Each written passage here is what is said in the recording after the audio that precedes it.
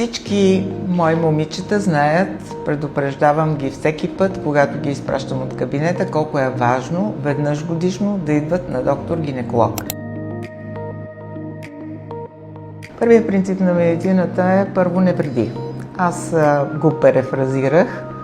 Първо профилактирай. Всяка жена трябва да ходи веднъж годишно на доктор-гинеколог задължително с оглед на превенция, рак на маточната шийка и общо гинекологични заболявания. Профилактичният преглед включва задължително цитона маска.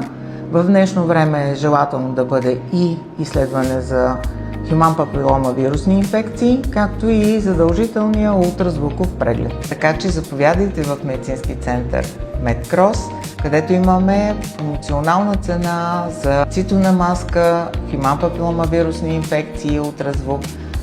За всеки е страшно полезно това да го направи веднъж годишно задължително.